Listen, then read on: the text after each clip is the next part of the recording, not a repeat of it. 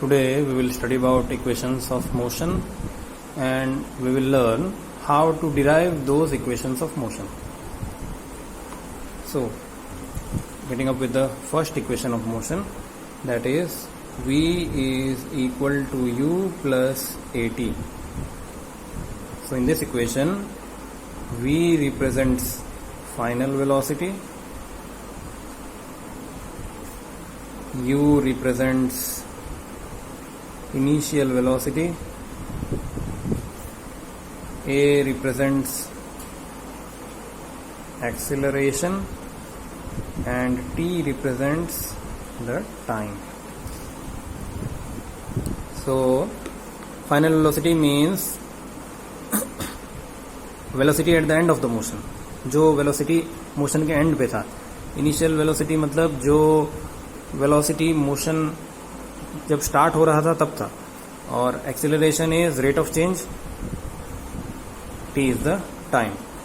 When we represent the motion of an object in graph, if this is the line that represents the motion of an object, at the start we will take a velocity time graph, velocity in meter per second and time in second. So at the start, from here the object is starting with an initial velocity of u.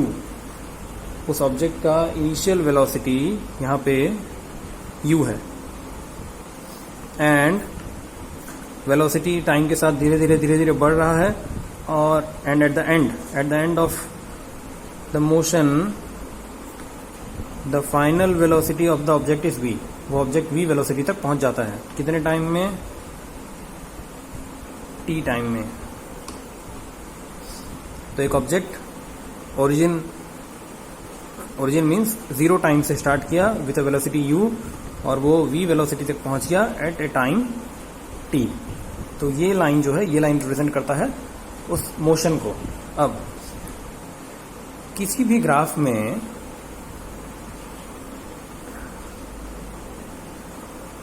ये line horizontal axis के साथ कितना angle बना रहा है वो represent होता है स्लोप से.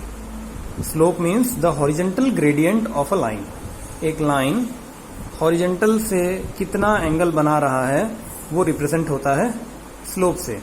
एंड फॉर एनी ग्राफ, किसी भी ग्राफ के लिए अगर हम स्लोप निकालना चाहते हैं, we can find it out by the formula change in the value of y-axis by change in the value of x-axis.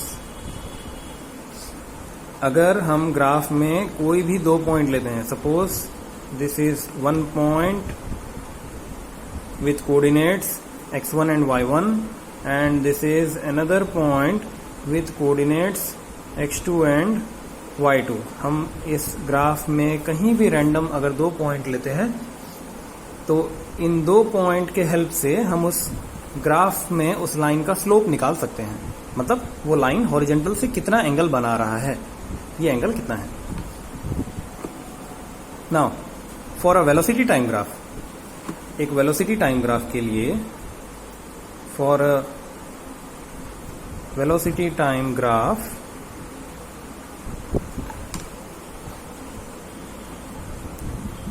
Slope of graph, एक वेलोसिटी टाइम ग्राफ के लिए अगर हम स्लोप निकालते हैं तो हमको उससे एक्सीलरेशन मिलता है. For a velocity time graph, slope of the graph gives us the value of acceleration.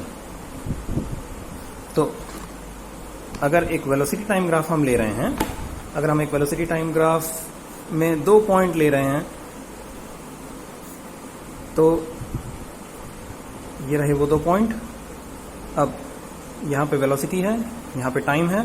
तो जब हम पहला पॉइंट लेते हैं, पहला पॉइंट जो है वो हमारे लिए, अगर सपोज हम वेलोसिटी इसका u मान लेते हैं और टाइम t1 मान लेते हैं, मतलब t1 टाइम में उसका वेलोसिटी u था, और सेकंड पॉइंट जब टाइम t2 पहुंच गया तो हम मानते हैं कि उसका वेलोसिटी v हो गया. तो ये सेकंड पॉइंट का कोऑर्डिनेट हो गया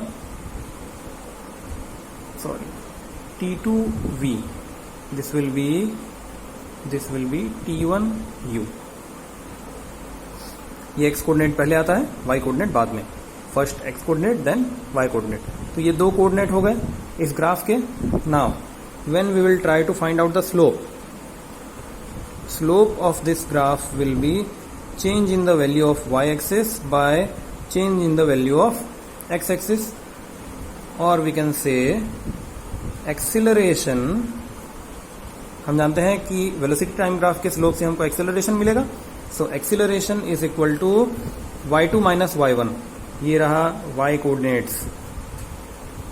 तो y2 minus y1 will be v minus u by x2 minus x1 will be t2 minus t1. So we can say a is equal to v minus u by t.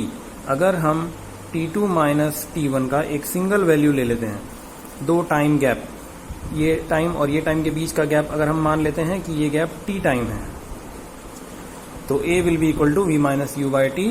और अगर हम t को उस तरफ ले जाएंगे, at will be equal to v minus u, और this implies u को अगर हम इस तरफ ले जाएंगे तो u प्लस हो जाएगा. So a t plus u is equal to v.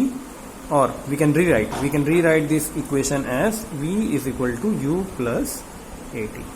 इस तरह से हम first equation of motion derive कर सकते हैं बाय यूजिंग अ ग्राफ.